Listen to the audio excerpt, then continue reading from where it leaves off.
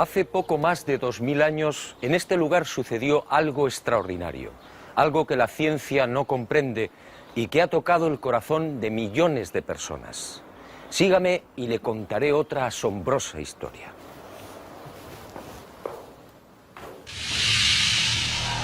Todo empezó con el ajusticiamiento de un hombre. Fue brutalmente torturado. Fue azotado. Cargó un pesado madero hasta el lugar de ejecución.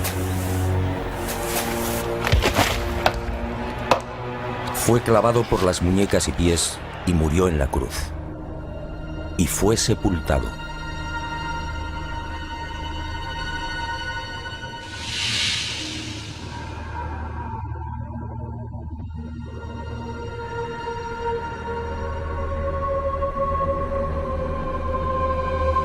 Y sus restos fueron envueltos en un lienzo de lino.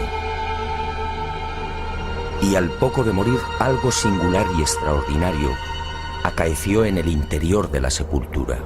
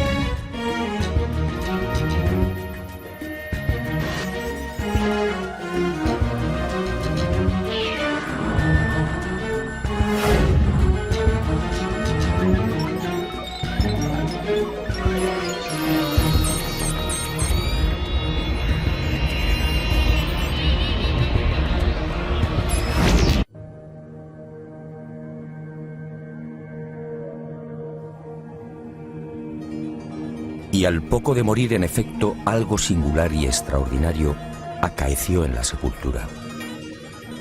En aquel lienzo, nadie sabe cómo, quedó dibujada la imagen de un hombre muerto.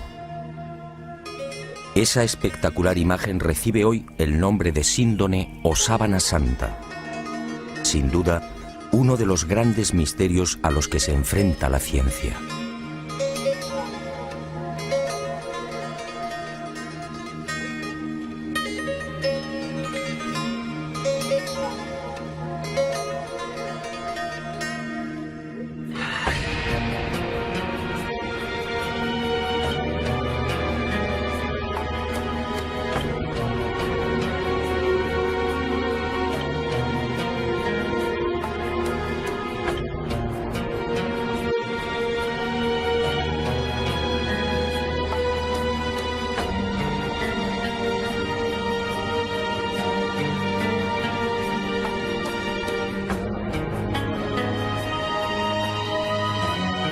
Tras aquel enigmático y trascendental suceso que los creyentes en Jesús de Nazaret identifican con la resurrección, el lienzo de lino desaparece y se ve envuelto en toda clase de leyendas y rumores.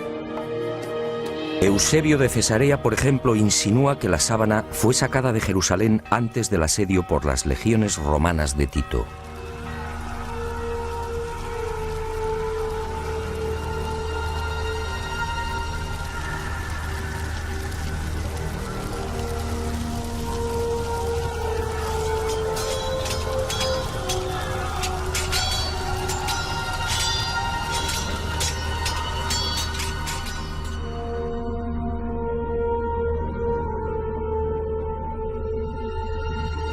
y los discípulos del Maestro pudieron ocultarla en la ciudad de Pela, al este del Jordán. Los evangelios apócrifos, en cambio, señalan otro destino y narran la historia de un rey sirio, Apgar, enfermo de lepra, que al saber de los prodigios de Jesús le ruega que lo cure. En una más que supuesta carta, Jesús responde anunciándole que una vez cumplida su misión enviará a Edesa, la actual ciudad turca de Urfa, a uno de sus discípulos para sanarle. Y la tradición asegura que Apgar, al envolverse en la sábana santa, quedó curado.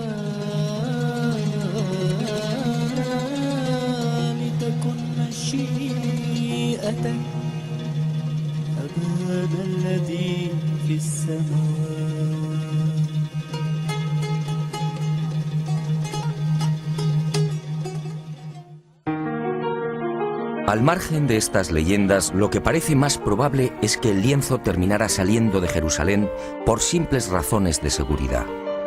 Como es sabido, la ley mosaica prohíbe el contacto con cadáveres o con restos funerarios. Este era el caso de la sábana santa. En opinión de muchos exégetas, los discípulos de Jesús, al hacerse con el lienzo mortuorio, se vieron en la necesidad de trasladarlo lejos de Israel, ocultándolo en alguna de las nacientes comunidades cristianas de Asia Menor. Y Edesa fue el lugar elegido, quién sabe si por la protección del mítico rey Apgar.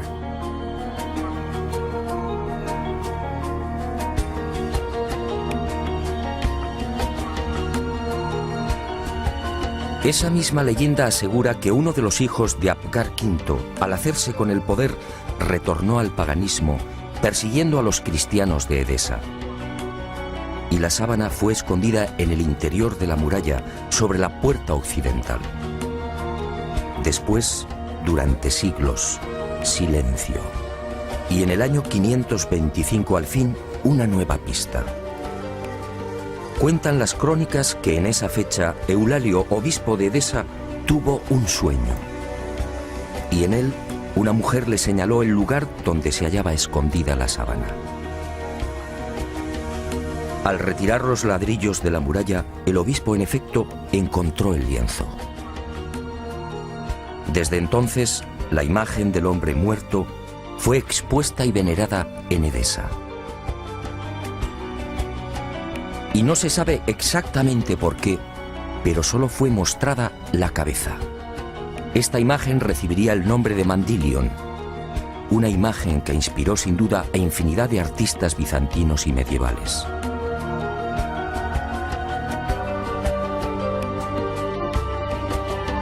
Y durante 400 años el lienzo permaneció en Edesa, pero su fama llegó hasta los confines de la cristiandad.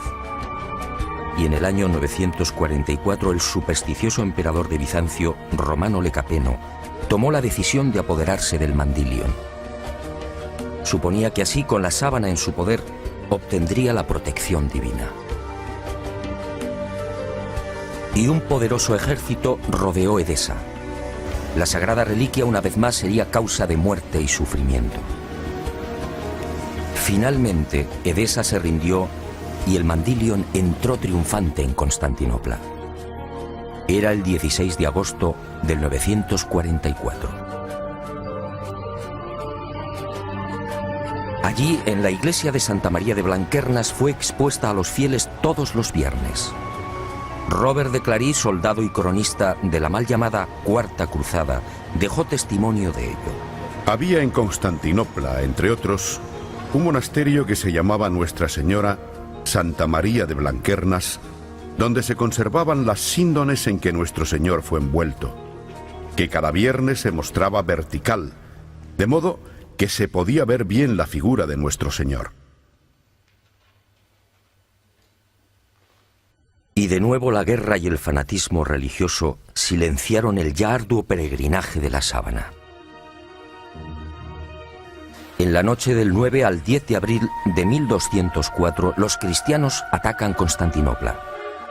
La ciudad arde y la síndone desaparece. No existen documentos que certifiquen su nuevo destino y los nuevos propietarios, pero todo señala a los caballeros templarios como los custodios del lienzo, al menos durante un siglo.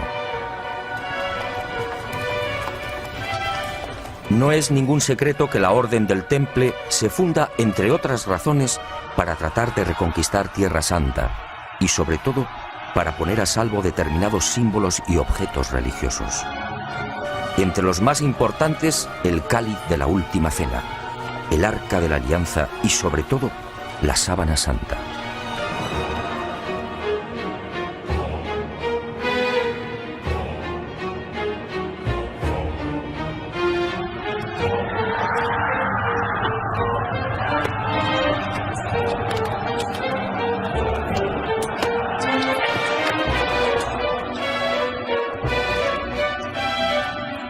Los caballeros templarios disponían de una información privilegiada y a lo largo de la conquista de los santos lugares peinaron Jerusalén y los subterráneos de la Ciudad Santa. En especial, los túneles y cámaras secretos de lo que fue el primero y segundo templos de Salomón. ¿Encontraron lo que buscaban? En mi opinión, nunca hallaron el Santo Grial o el Arca, pero sí la Sábana Santa.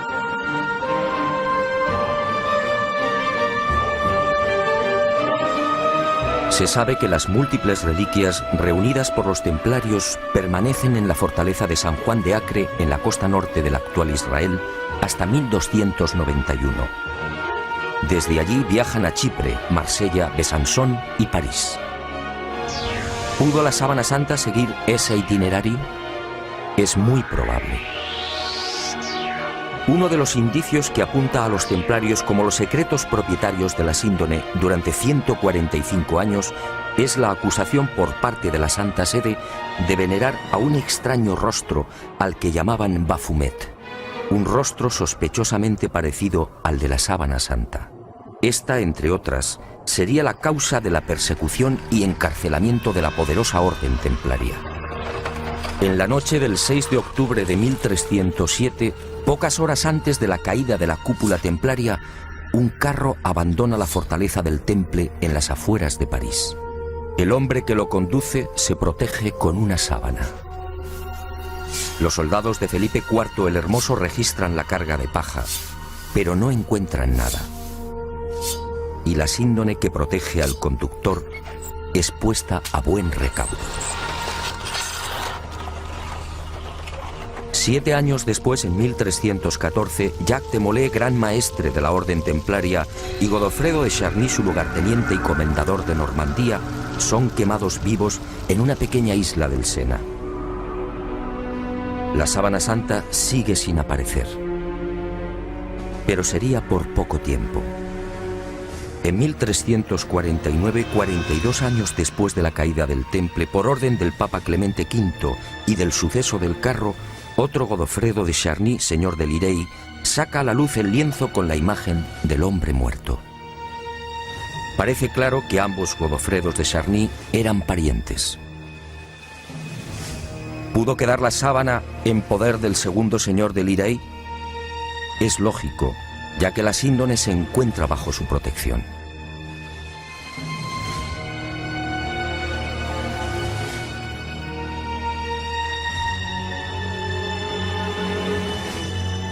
Y el sagrado lienzo es expuesto de nuevo a la veneración pública. Pero el azaroso peregrinaje de la síndone no ha terminado. Unos 60 años más tarde, en 1415, Margarita de Charny, nieta de Godofredo y casada con el señor de San Hippolyte-sur-le-Duc, retira la sábana de la colegiata de Lirey. Tiene miedo a los pillajes que ha generado la guerra de los 100 años. Y el lienzo es trasladado al castillo de San Hippolyte. Al enviudar, la pésima situación económica de Margarita le obliga a exponer la sábana, obteniendo así algunos dineros.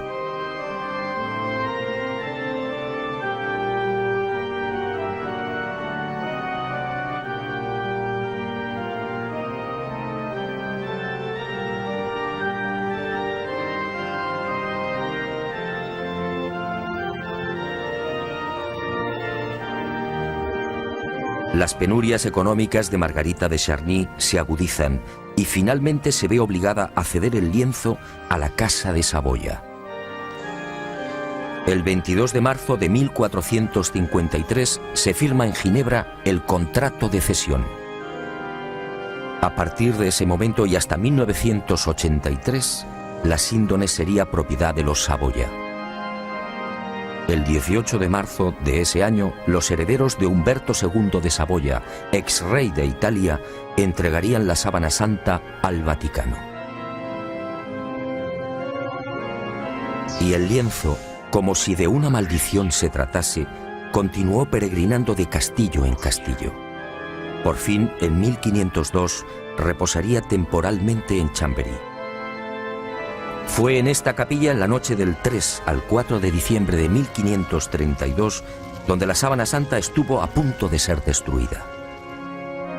Se declara un pavoroso incendio provocado al parecer por los calvinistas y la urna de plata que contiene la reliquia, regalo de Margarita de Austria en 1509, es retirada en el último momento. El fuego alcanza a la urna y varias gotas de plata fundida queman y traspasan los 48 pliegues en que se hallaba doblado el lienzo. También el agua empleada para sofocar el incendio impregna parte de la sábana, formando rombos que se repiten simétricamente a lo largo de la imagen.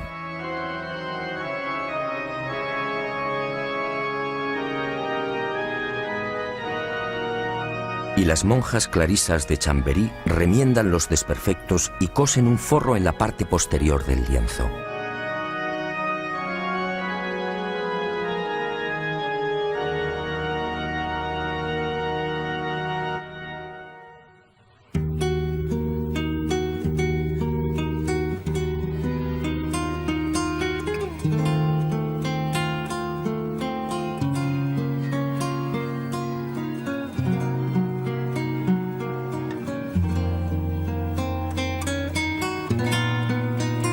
La sábana santa se salva milagrosamente y la imagen vuelve a ser expuesta, ahora mágicamente centrada entre las líneas paralelas que dejó el fuego.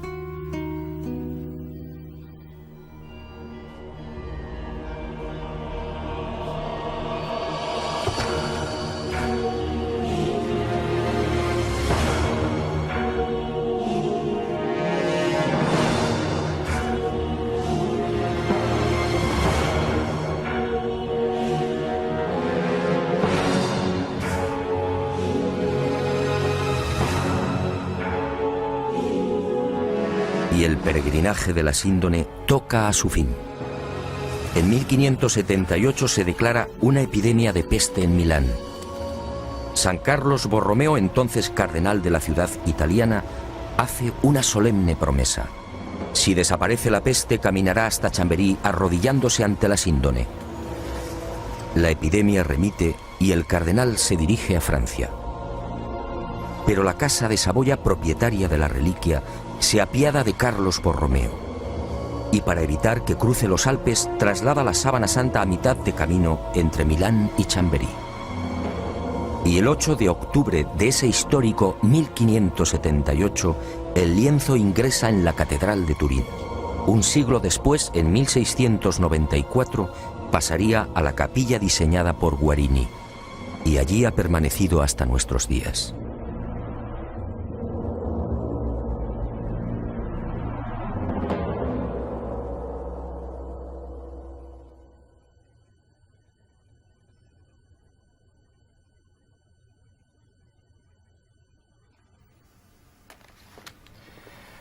Evidentemente, a la vista de estos testimonios históricos, nadie debería dudar de la autenticidad de la sábana santa. Aún así, en septiembre de 1988, una noticia conmocionó al mundo. El carbono 14 arrojó una datación sorprendente. El tejido analizado, según dijeron, era medieval. Y los científicos situaron la época de su elaboración entre los años 1260 y 1390. Esto, de ser cierto, significa sencillamente que la imagen del hombre muerto es una falsificación. Y los medios de comunicación, con una lamentable falta de rigor, propagaron el suceso. De inmediato, otros científicos reaccionaron, poniendo en tela de juicio la bondad del carbono 14. Poco a poco salieron a la luz hasta 26 irregularidades en los procesos de datación efectuados por los 3 laboratorios. Y se habló incluso de complot. Pero la prensa ignoró esta segunda parte. Naturalmente, las fechas obtenidas por el carbono 14 indignaron a historiadores y científicos que llevaban más de 20 años dedicados al estudio de la síndone. Repasemos algunas de estas investigaciones.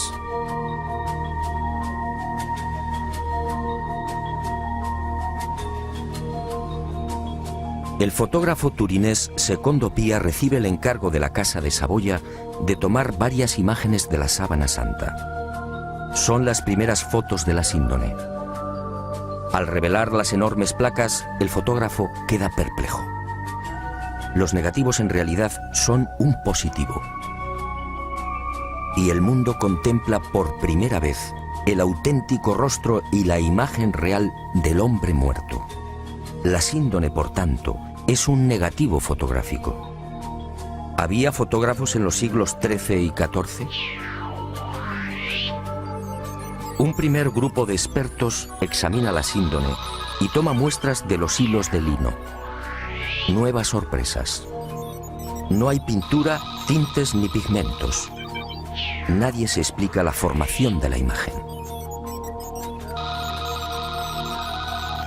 El profesor Raes del Instituto de Tecnología Textil de Gante analiza estos hilillos y descubre con el microscopio la presencia de fibras de algodón. En Europa no se tejió el algodón hasta finales del siglo XV. La síndone, además, fue tejida a mano y con una textura denominada espina de pescado, una modalidad que llegaría al viejo continente en ese mismo siglo XV. El lienzo, en definitiva, según Gilbert Raes, es idéntico a los confeccionados en el Medio Oriente en el siglo I. Y surge otra inevitable pregunta. ¿Cómo se las ingenió el falsificador de los siglos XIII o XIV para introducir en la urdimbre unas fibras de algodón todavía desconocidas en Europa? Médicos y antropólogos examinan también la figura del hombre muerto. Lo que ven les llena de admiración. Aquel varón de claro perfil caucásico fue un atleta. Altura 1,81 metros. Perímetro de la caja torácica 99 centímetros.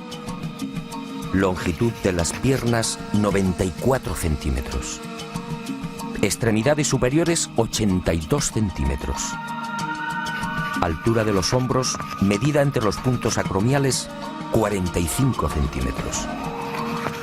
Perímetro máximo de las rodillas, 42 centímetros. Peso total alrededor de 80 kilos. Peso aproximado del cerebro, 1.492 gramos. Rostro estrecho, con rasgos semíticos. Raza blanca. En suma, un ejemplar casi perfecto de una extraordinaria belleza.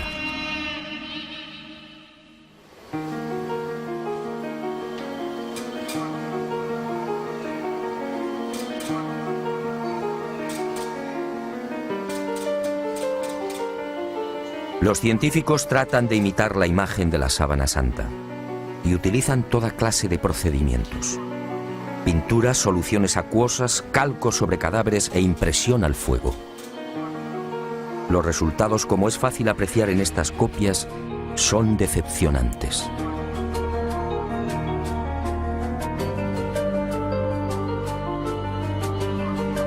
Ninguna de las imágenes obtenidas presenta la belleza, serenidad y perfección del hombre muerto. La duda sigue en el aire. ¿Cómo se las ingenió el supuesto falsificador para plasmar una figura tan precisa y delicada? Pero sigamos. Las sorpresas de los científicos apenas habían comenzado. En la noche del 23 de noviembre de 1973, Max Frey, palinólogo y experto en criminalística, tiene acceso a la Sábana Santa. Toma muestras del polvo adherido al lino y las analiza al microscopio electrónico.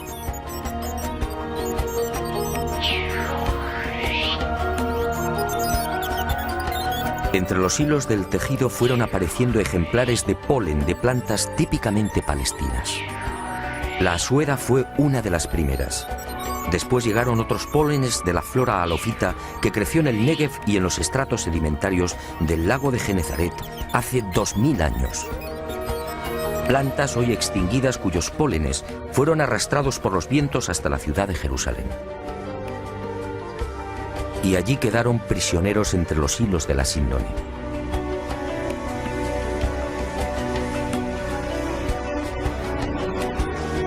Después descubrió el polen de Linum mucronatum, una planta exclusiva de Turquía, otros 9 pólenes de la región de Anatolia y 12 especies que crecen en Francia e Italia.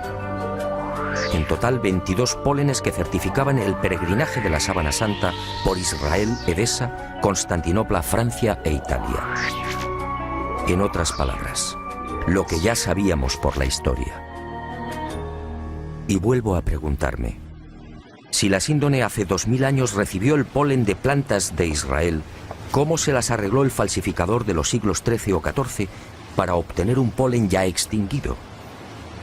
¿Cómo pudo seleccionarlos si el microscopio no estaba inventado?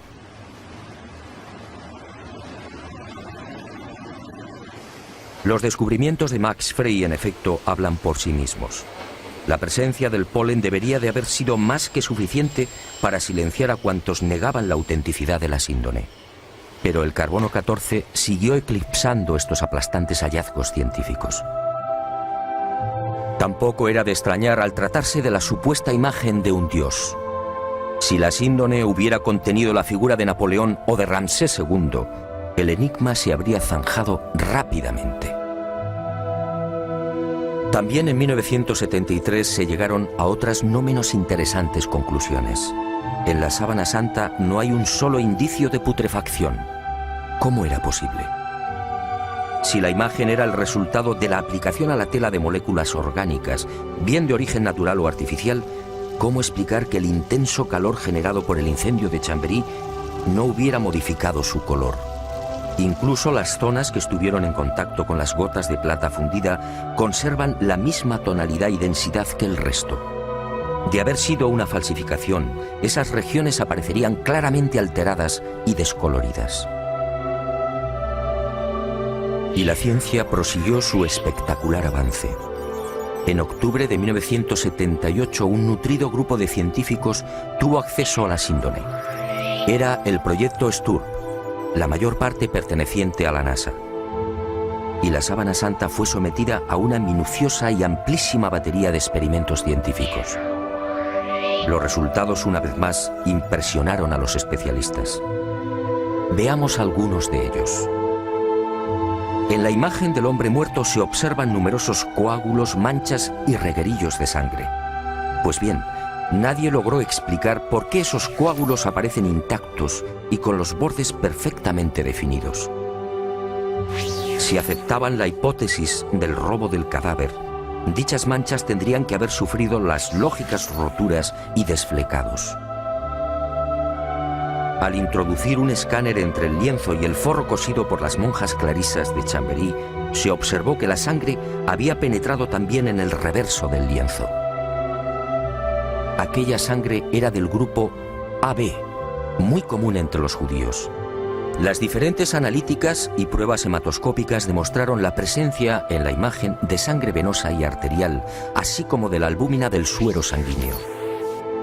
Y el veredicto del carbono 14 quedó nuevamente en ridículo. ¿Qué falsificador de los siglos XIII o XIV tenía la capacidad para aislar y distinguir el grupo AB o la sangre venosa del arterial? Como es sabido, mucho después, en el siglo XVI, el español Miguel Servet fue condenado a la hoguera por asegurar, entre otras cosas, que la sangre circulaba. Y los científicos volvieron a comprobar lo que ya se sabía: ni rastro de pintura ni de pigmentación alguna. Aquel supuesto falsificador efectivamente tuvo que ser un genio. Otra de las sorpresas llegó al explorar los hilos. En este tipo de tejido, cada hilillo está integrado por unas 200 fibras. Vistas al microscopio parecen cañas de bambú. Pues bien, De esas 200 fibras, solo 2 o 3, las más superficiales, aparecían chamuscadas. Solo 2 o 3 eran las responsables de la formación de la imagen. En un primer momento, los científicos atribuyeron el abrasamiento de las hebras superficiales a una misteriosa y desconocida radiación. Una energía intensa y brevísima. Solo así podía explicarse una imagen tan superficial. Después, al examinar las fibras con el microscopio de contraste de fases, se percataron de algo mucho más sutil. Las hebras en realidad no estaban quemadas. Las fibras habían sido deshidratadas, es decir, envejecidas y oxidadas en centésimas de segundo. En suma, se habían vuelto amarillas exactamente igual que amarillea el lino con el paso del tiempo. El resto de las fibras, sin embargo, conservaba la frescura y el color más claro, propios de un lino no envejecido artificialmente. Lo que los ojos aprecian en la síndone, por tanto, no es otra cosa que un cambio de tonalidad en las referidas fibras superficiales. Increíble, sí. La imagen del hombre muerto, según los científicos, tiene su origen en un singular mecanismo de envejecimiento. Dos de los científicos del proyecto STURP, los entonces capitanes de las Fuerzas Aéreas norteamericanas, Jackson y Jumper, serían los descubridores de otra de las singularidades de la imagen de la Sábana Santa de Turín. Al detectar aquella anomalía, sus esquemas mentales se vinieron abajo definitivamente. Trabajando con las computadoras, se percataron de algo aparentemente imposible. La imagen era tridimensional. Al contrario de lo que sucede con una fotografía normal y corriente, la imagen del hombre muerto conservaba una información subterránea, solo detectable con los ordenadores. Aquella no era una imagen plana. La intensidad luminosa de cada punto era distinta y dependía de la distancia del cuerpo al lienzo. El hallazgo fue tan asombroso que los capitanes repitieron el experimento una y otra vez, utilizando incluso voluntarios envueltos en sábanas. El microdensímetro escandidor y el VP8, la computadora utilizada para la recepción y recomposición de los millones de dígitos, arrojaron siempre el mismo resultado. Las zonas del lienzo que tocaban el cadáver, la nariz por ejemplo, disfrutaban de una luminosidad superior a las que se hallaban más alejadas del cuerpo. Nuevo mazazo al carbono 14.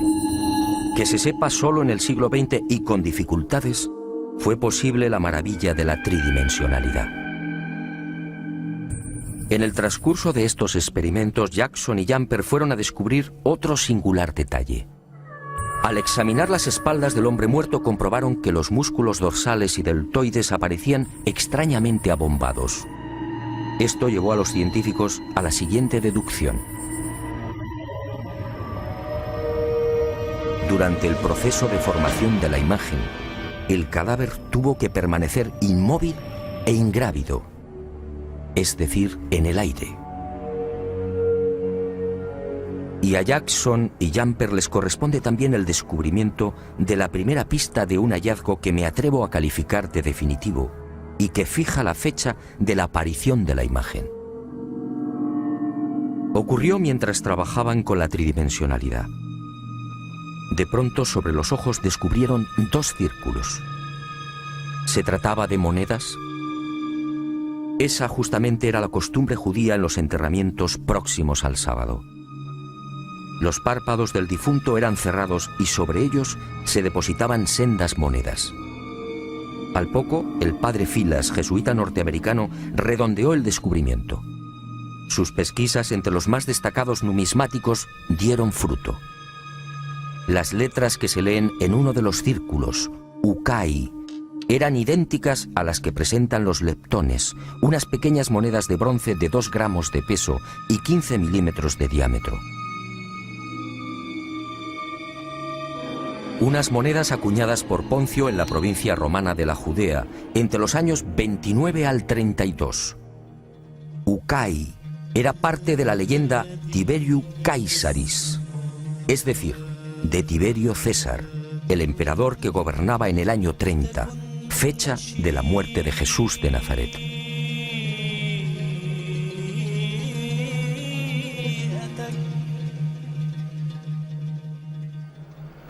Como hemos visto, hay argumentos y pruebas científicas que demuestran sobradamente la autenticidad de la sábana santa. Alguien hace 2000 años, en aquel sepulcro, manipuló el tiempo e hizo desaparecer el cadáver. Una medida tan respetuosa como inteligente. ¿Imagina usted lo que habría sucedido si la humanidad hubiera conservado los huesos de Jesús de Nazaret?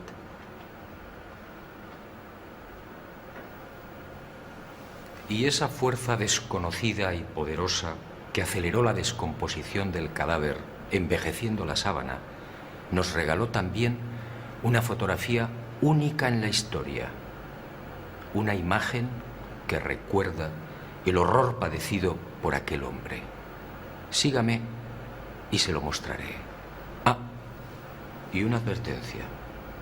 Quizá lo que se dispone a ver y escuchar no sea de su agrado. Pero esa fue la verdad. También la medicina investigó la imagen del hombre muerto. Y lo que halló causó pavor entre traumatólogos, internistas, forenses y anatomistas.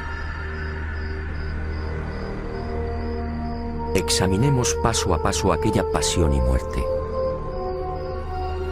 Cercana a la medianoche del jueves al viernes, aquel hombre se retiró a lo más frondoso del olivar.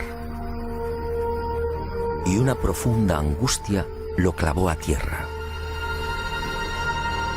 El fortísimo estrés y quizá el miedo provocaron un singular fenómeno en su piel, la hematidrosis, un sudor sanguíneo que empezó a debilitarlo.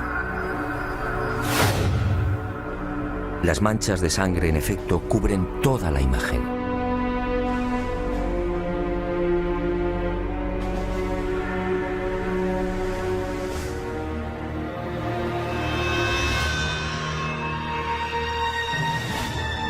Y al estudiar el rostro, los médicos descubrieron otro detalle aterrador.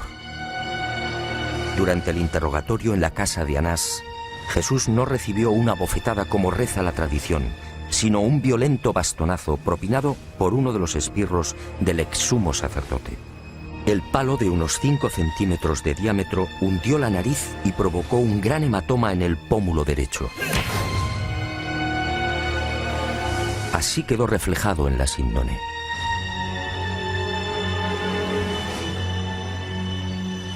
Pero lo peor estaba por llegar. Al examinar las imágenes frontal y dorsal, patólogos y forenses palidecieron. Aquel hombre había sido flagelado brutalmente. Algunos expertos han contado 120 golpes. Otros creen que recibió alrededor de 200. Golpes secos, potentísimos, que afectaron incluso a los testículos y al coxis.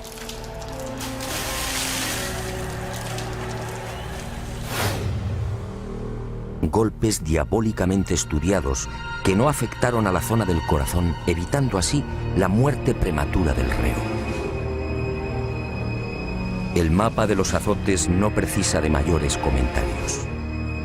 Los médicos no se explican cómo pudo sobrevivir. Coronación de espinas. La soldadesca romana de la fortaleza Antonia fabricó un casco con la Potherium spinosum, una zarza muy abundante en Palestina. Un matorral armado de púas rectas y en forma de pico de loro, de hasta 6 centímetros de longitud. Y el yelmo fue encajado sin piedad en la cabeza del hombre, afectando a nuca, cuero cabelludo y frente.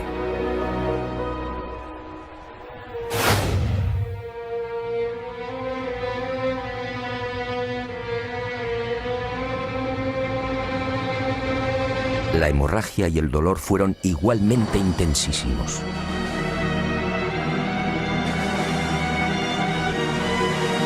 Minutos después, maltrecho, debilitado y febril, el reo se vería obligado a cargar sobre los hombros el madero transversal de la cruz, el patibulum, un tronco áspero y agresivo de unos 35 o 40 kilos de peso.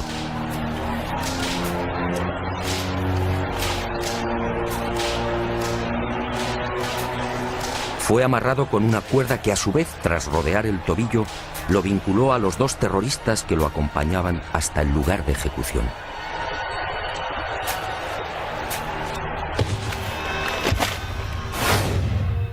Y en esos 500 o 600 metros, la tortura de las caídas, los violentos impactos del rostro contra las piedras, las rodillas destrozadas, los dientes quebrados y los mechones de barba arrancados por los soldados al intentar levantarlo.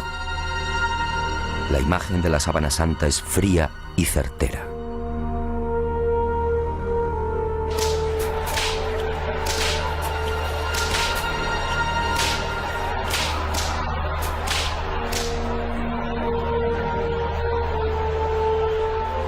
Sí, algo falló.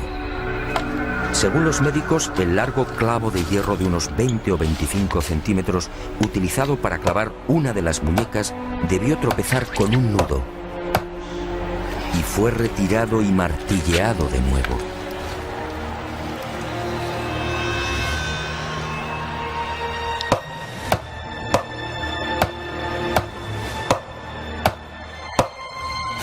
El hombre de la sábana fue atravesado no por las palmas de las manos, sino por las muñecas, bien por el llamado punto de Destot o por la articulación radiocubital inferior.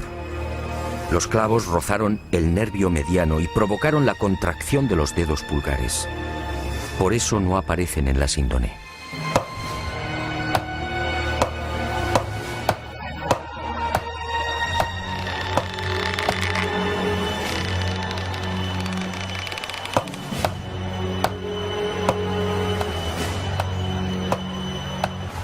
Con el tercer clavo, según los médicos, no hubo problemas. Entró limpiamente cosiendo ambos pies al madero vertical. Y la pierna izquierda permaneció flexionada. Así aparece en la imagen de la síndone, como consecuencia del rigor mortis. El final se acerca, y el suplicio va alcanzando unos límites difíciles de imaginar. El reo necesita respirar.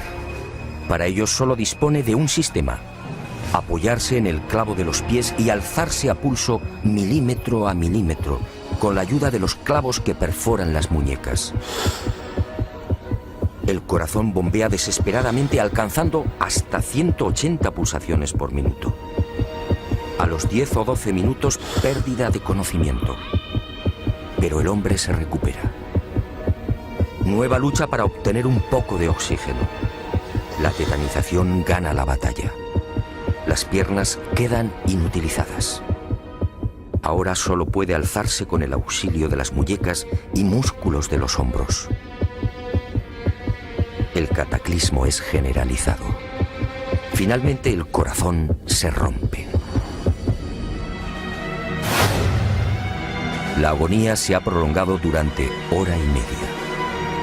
La medicina, perpleja, sigue muda.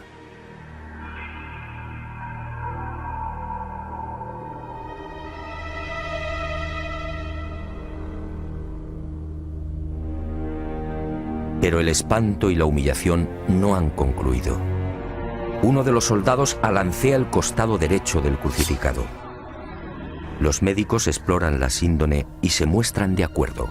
Al recibir la lanzada, el hombre ya estaba muerto.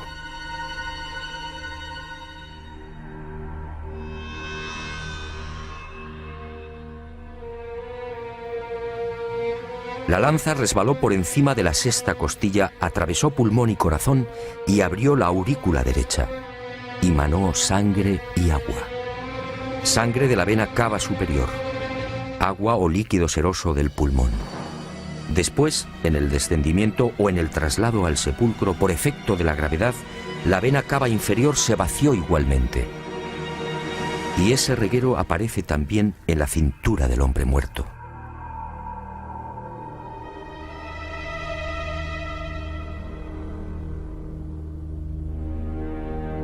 Y llegamos a una de las preguntas clave. ¿Quién era este hombre? ¿Se trataba de Jesús de Nazaret? Los especialistas en cálculo de probabilidad matemática han sido rotundos. Según Paul de Gail, ingeniero y jesuita francés, la posibilidad de que no fuera Jesús es de 1 contra 225.000 millones. En palabras del médico italiano Tino Zeuli, esta probabilidad es la misma que tiene una piedra de convertirse en pájaro y salir volando.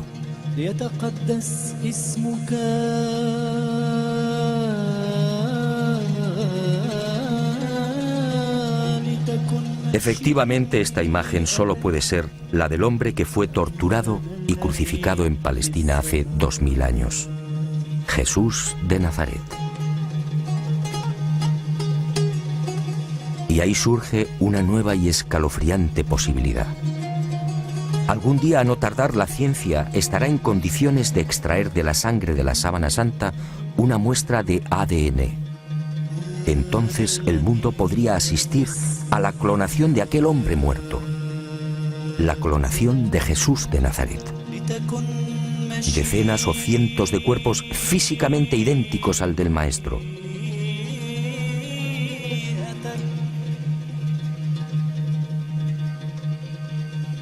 Y desde algunos sectores de la Iglesia se han alzado voces de advertencia. Atención, mañana el mundo podría comerciar con el cuerpo del Galileo. ¿Será esa la razón por la que algunos tratan de destruir la sábana santa o de reducirla a una falsificación de la Edad Media?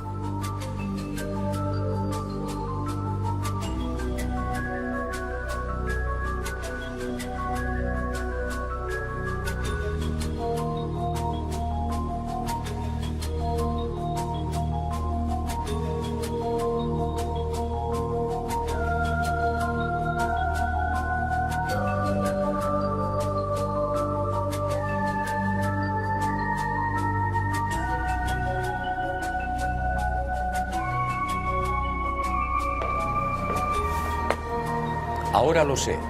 Jesús de Nazaret, mi Dios y Creador, se guardó un as en la manga.